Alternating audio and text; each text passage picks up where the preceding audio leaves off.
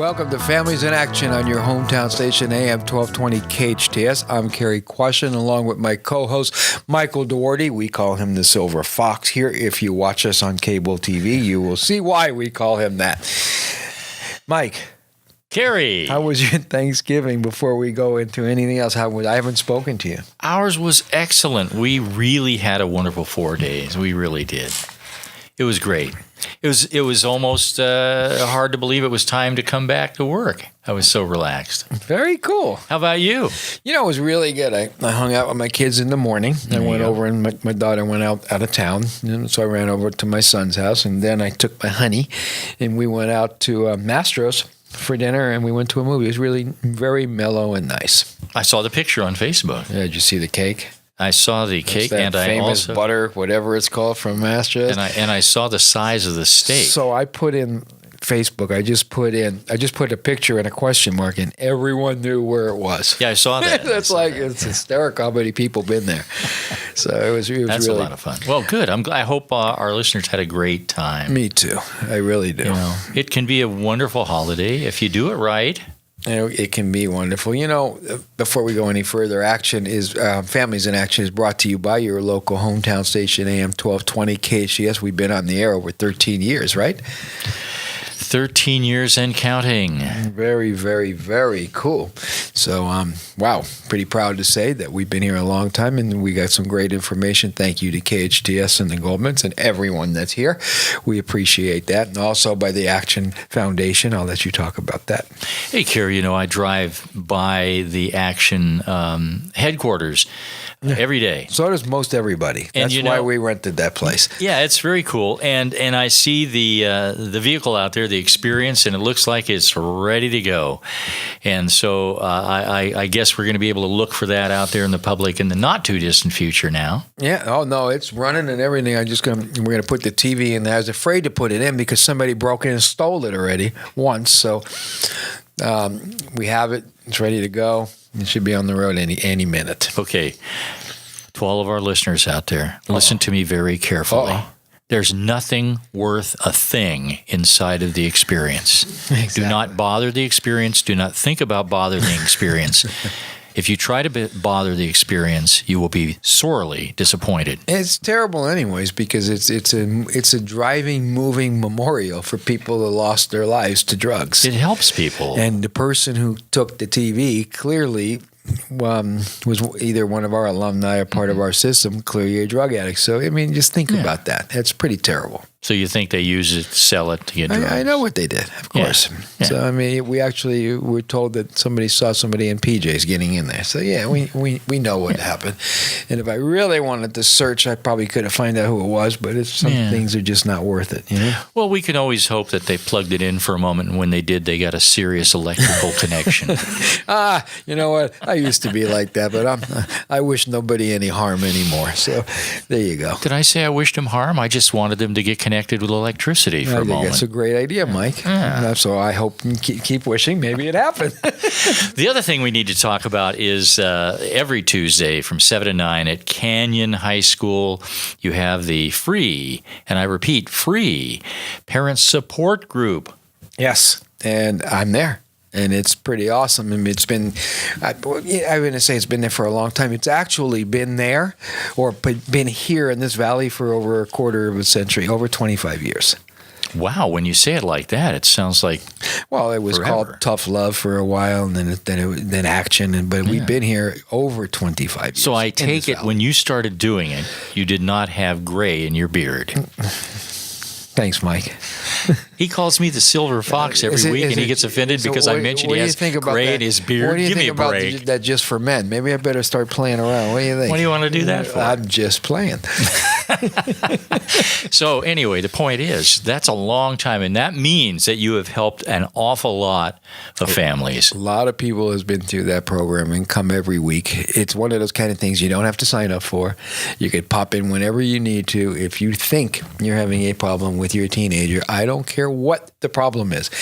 Anything from self-esteem to school to drugs to whatever it is, come to that group. There are parents that have been trained that is going through exactly what you're going through, and there's counselors dealing with your kids. So there's no problem too small, and there's definitely no problem too big. Another great service. And by the way, Michael, there's nothing that you can come and tell us. I promise you that we haven't already heard many times. I was going to say there's not. It would take a lot. No, whatever it is, there's nothing from anything to anything that we haven't dealt with or heard.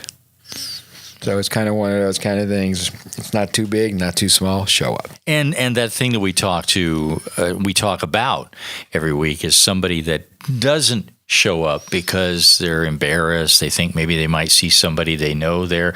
And hey, everybody there is there for the same reason. Yeah. Funny, I had one time it was in, not this group, it was in, where was it? Burbank, Glendale, wherever, one of those places. La Crescenta, that's where it was. And a lady came in a wig and me clearly in disguise. And I said, "Oh, are you in disguise?" And she went, "Yes." She was one of the Superior Court judges. She didn't want anyone to know. So I'm not going to give up her name, but she talked about it publicly.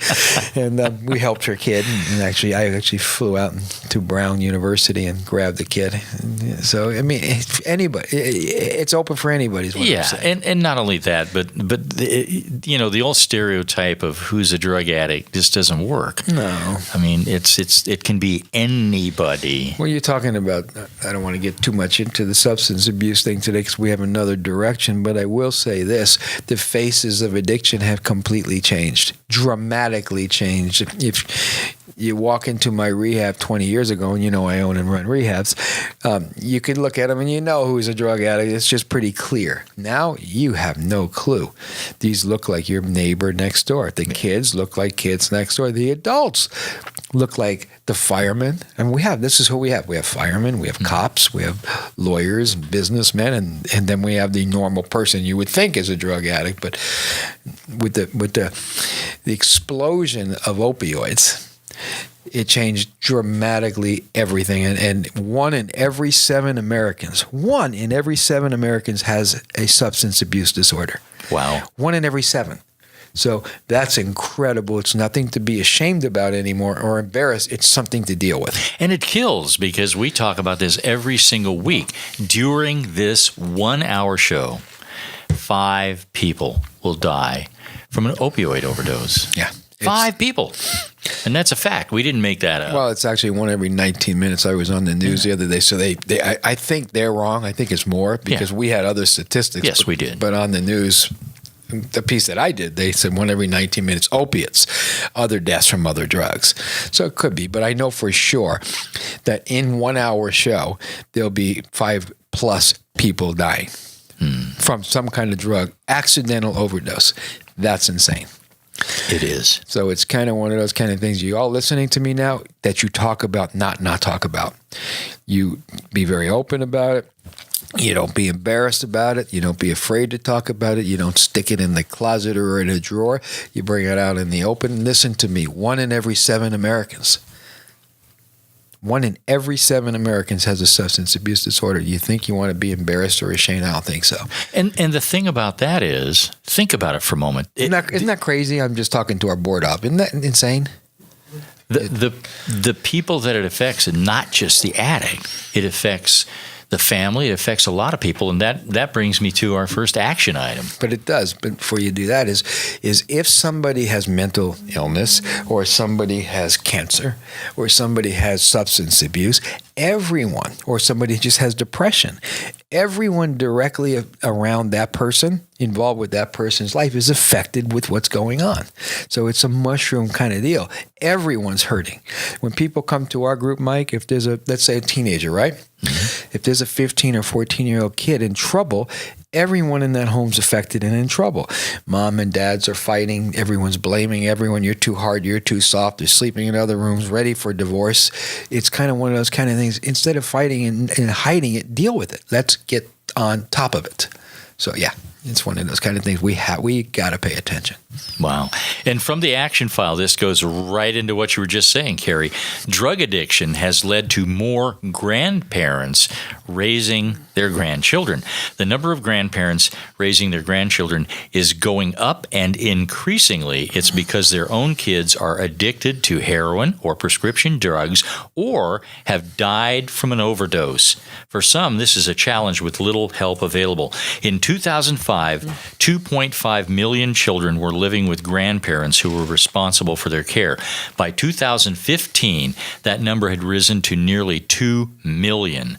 According to the PBS NewsHour, child welfare officials say drug addiction, especially to opioids, is behind much of the rise in the number of grandparents raising their children. Just as it was during the crack cocaine epidemic. But I see this. I mean, just last Tuesday at my support group on Tuesday nights, there was a mom and dad, brand new. They introduced themselves as the grandparents, and they have custody of their kids. I said, I don't even need to ask you why, do I? And they went, no, you don't. I see it all the time, but I've been seeing that for forever. I just see it more now, where there's grandparents actually. And it's so sad because some of these people are like 60, 70, 80. They already raised their kids. Sure did. They're now moving on to the prime of their life where they can go and enjoy themselves and do things and travel and be together. And now they're raising infants or little kids or teenagers that are out of control. I mean, it's really a sad situation. And you got to commend grandparents for that. You sure really do. That's got to be tough, especially if they don't have a lot of money. That puts a lot of stress on them. How would you like now all of a sudden to take in an 8-year-old? At my age, it'd be a little tough. It happens all the time. Exactly. I mean, you're reading it now. Happens all the time, Mike. Yeah. I see it all the time. Yeah. It's really sad. When it comes to, if you really think about substance abuse, let's take a minute for a second. In 1 hour show, minimum 5 people die. For sure. Let's now think about the people that are getting arrested, the people that are crashing cars, the people that are killing people, the people that are molesting and raping people. I mean, you want me to go on? I can go on for days. The parents that give up their children for drugs. And people go, wow, it's an ethical, moral thing. It's not really. Once they're that addicted, drugs, how do I say this so people understand it? Drugs make good people do bad things. Drugs turn good dreams into nightmares and destroys everything in its path. And we see that all the time. So if you really take a look at how it affects everybody as a whole, society, it's pretty disgusting. And several weeks ago, Cary, you remember the story that was all over the news about that mother and father who were in a car. The sheriff saw them, right, and the mother was passed out and turning blue.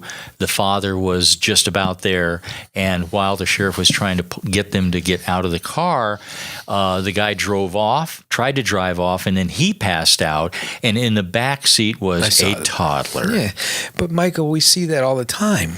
And you know, I was driving, not last night, 2 nights ago with Delise, right? We were driving down Newhall Ranch Road, and somebody was so drunk. It was like, whoa. I mean, literally everywhere. Went 3 lanes to make a right across cars. We were on the phone with the sheriff, and they said, we can't come. We don't have a squad car. We had a hit and run, and we have other issues all over the place. So it's kind of like, we backed off finally because this guy was going to kill, so hopefully he made it home. So y'all need to be really careful out there. That's, I guess, my point when I'm thinking about that. Pay attention. Oh, I'll say. From the action file, listen to this, Cary, and you know this firsthand. Teen treatment improves when they stop smoking. A researcher at Case Western Reserve University School of Medicine. Well, how can it not improve if they're smoking? Listen to this. Recently discovered that addiction treatment results improved when teens in a residential program stopped smoking. The findings have important implications for success in treating addiction. Well, I think they're talking about just plain old cigarettes here, Cary. But they found that 3 out of 4 people with such disorders are smokers, or a significantly higher portion of them overall national smoking rate, 1 out of every 4 Americans, right? So the study found that teens who stopped smoking benefited from lower cravings for alcohol and drugs. That's the bottom line. But you think about it, that goes back to my contract speech, don't it? Seriously. Oh, yeah, it sure does, right off the get-go. Yeah, I mean, nobody wants to grow up and be a drug addict, period. And all drug abuse starts innocently. And 90%, it's changed now with opiates. But before the opiate explosion, almost every addict started with a cigarette. And it goes back to when I grow up, I will never, and there's only two reasons a kid would light up a cigarette. One, it's a learned behavior from home. Sorry, parents, but that's what it is. Two, they want to be like the cool kids, so they hang out with these guys. Want one? No way. I made a commitment. I'll never do that. I know it causes cancer. Forget it. They keep hanging out with the same people. They're getting desensitized. Hey, want one? No. Hey, want one? No. After a couple of weeks, I'll give me a hit. They broke their first contract. It's only a cigarette. I won't smoke weed. But, dude, it's only pot. It's natural. God put it there. It's legal.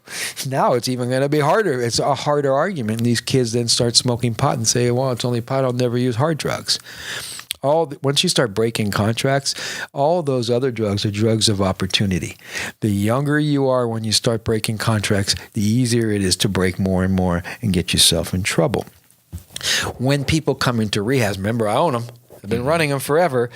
If they're on opioids, really they're going in there to quit opioids. They're not thinking about, well, I got to quit alcohol, I got to quit pot, and I got to do all this. I just need to get off my heroin or pills.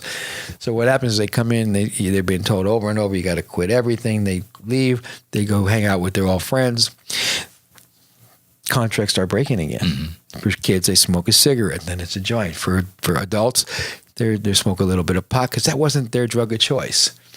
And before you know it, they right back to their drug of choice. So if you have an addiction to a drug or an alcohol, if you want to live a good, happy, healthy life, I suggest you get rid of all of it.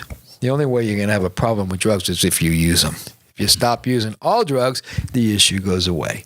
Now, it's always there. I mean, I've been sober, as you know, and clean for 35 years. Mm-hmm. I don't smoke any weed, I don't drink any alcohol, and I don't take any mind-altering drugs, period. If I was to start again, we think I might have a problem. Maybe. I wouldn't want to find that out. Life's good. So anyways, if you're thinking about stopping, you might want to think about stopping everything. Go for it. Oh, am I doing something wrong? I'm whacking the mic. Is that in your ears now? Hey! So, Cary, here's another action file item. You're going to love this. I already do. New diagnostics for roadside testing. According to Medical News Today, academics have developed a new diagnostic test for cocaine in urine and oral fluid. The academics in the University of Surrey's Department of Chemistry were able to prove that it is possible to confidently detect levels of cocaine and their metabolites using a compact mass spectrometer, a chemical-based analytical technique. You lost me a long time ago. It can detect even low levels of cocaine in a person's urine or oral fluid. The technique potentially offers an effective solution for scenarios where a rapid test is required, including roadside testing by police for motorists, drug testing in the workplace, and in prisons. So they're saying this one of those, if you use right now, they'll catch you. Yeah. That's pretty cool. Now they need to find one for the other drugs, because reality is and this is, people ask me this all the time about drug testing, all drugs stay in your system 3 to 4 days, and then they're gone. Marijuana stays in your system up to a month. So this new buzz driving problem can really become an issue, because how do you really tell? Now, the police officers, as a trained professional's word, usually will hold what it needs to in a court. Mm-hmm. But still, it's going to be an issue, because, if you test them, they're still dirty. Mm-hmm. So it's kind of one of those problems. So hopefully they come up with some other tests that kind of test for right now. Yeah, so that's what this is saying. Yeah, I like that. So if they can compact that and make it work out in the field, and that means that it's coming up pretty soon. Yeah. Pretty cool. Yeah, it is pretty cool. Yeah, because that was one of the problems before. We talk about the interlock ignition device, and that's just for alcohol. And there's so many driving. Like last night, or 2 nights ago when we saw that drunk driver, it was pretty clear what was going on. But about a couple of months ago, I was on the freeway, and I was looking at some guy smoking a joint, and he was going 40. instead of 65. So it's so many different things that you got to pay attention to these days. And he was smoking it right in the car. He was like, well, okay, look at this dude. As we passed him, that's the only reason I looked. It's like, what are you driving so slow for? And went, oh, there it is. That's bad news. And by the way, in Colorado and all those other cities that legalize their traffic collisions and stuff right now is off the hook. Have increased. Absolutely. That was one of the things I was looking at for the action file that talks specifically about that they are seeing in results now that in places that have legalized marijuana that there is a large uptick in the amount of traffic collisions where at least one of the people in the collision was under the influence. And these are real statistics. We're not making these. No, we're not making them. So when we come back from break, we'll talk a little bit more about that, and then we'll talk about, hey, it's the holidays right now, a very great time, but it also can be very dangerous, so especially for teenagers. So when we come back, we're going to do a little bit talking about that. This is Families in Action on your hometown station, AM 1220 KHTS.